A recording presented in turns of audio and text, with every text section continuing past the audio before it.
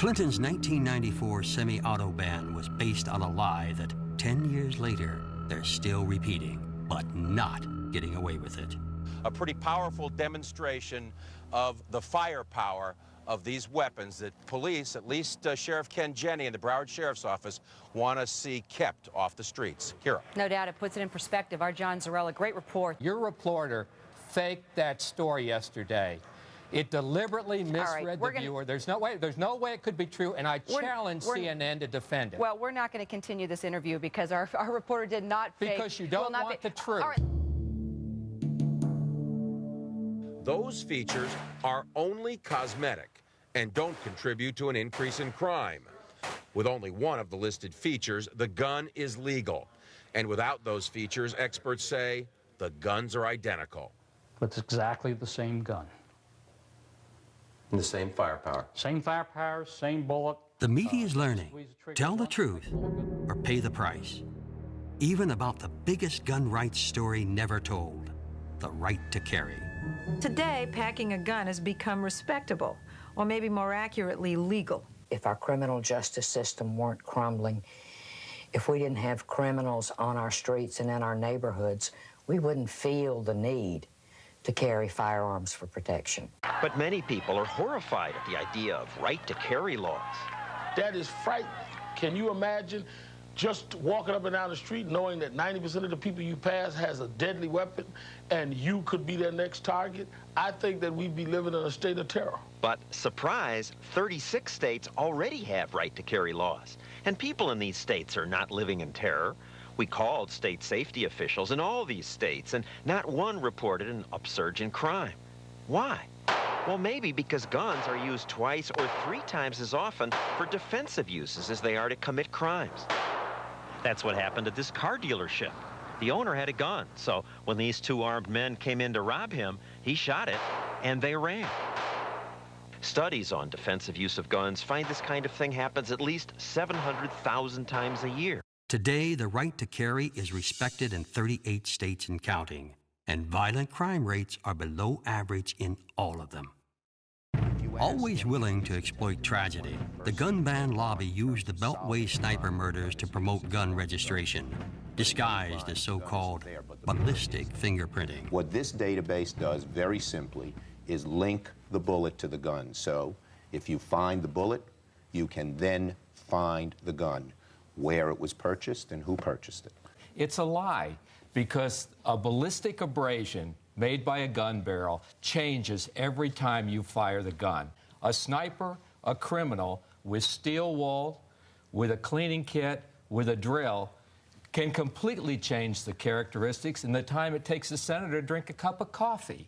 With the power of truth and scientific evidence, the NRA finally exposed the scam.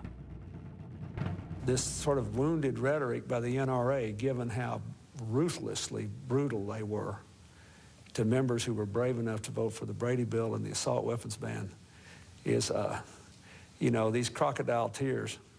I don't think it'll wash with the voters. I've come to believe he needs a certain level of violence in this country. He's willing to accept a certain level of killing to further his political agenda. If you have a gun, you go to jail. You go to jail. You go to jail. That's what I think it should be. These automatic, semi-automatic handguns and assault weapons, they really have no place in our society. If you're really going to push the Second Amendment, get a musket. Instead, gun owners got registered to vote and defeated Al Gore. You got to give it to them. They've done a good job. They probably had more to do with anyone else in the fact we didn't win the House this time. And they hurt Al Gore.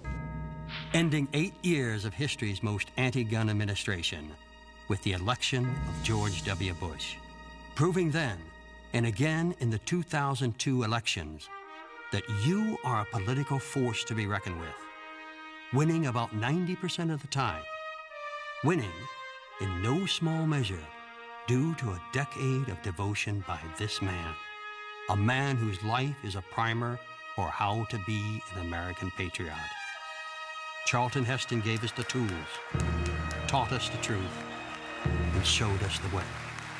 Don't be shamed or startled into lockstep conformity by seemingly powerful people. We just need to unite and then disobey boycott. No more leaders who toy with the truth and get away with anything. Petition them. Oust them. March. Embargo. Raise your hand, stand up, and speak out. We were right, and we've been right all along. Shout down.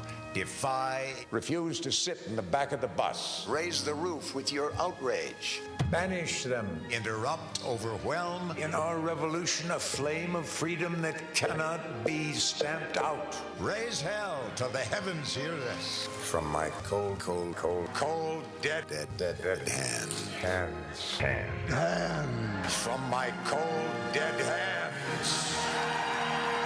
Throughout his unprecedented terms of service, Mr. Heston enjoyed the extraordinary leadership of his silent advisor, First Vice President Kane Robinson, who accepted the gavel of the presidency when illness forced President Heston to slow down. Our leaders are too many to recognize. Our members, too diverse to stereotype. Our victories, too many to mention. Our battles ahead, too hard to predict. But take this moment to marvel at what we've achieved on our watch. No less than the restoration of this pillar of American freedom. Despite 25 years of history's most wealthy, powerful, and influential adversaries who ignore and often despise average Americans, still, the average Americans beat them. You. Average Americans by the millions who, when freedom called, you came. When threat arose, you stood strong. When you had to, you fought, and you won. You took up the torch of freedom from those that went before. You lifted it high and brightened its flame, so its brilliance might embolden the souls and light the way for its next keepers. Generations will look back on our work long after we're gone and marvel at the legacy of this quarter century when the Second Amendment was renewed on our watch.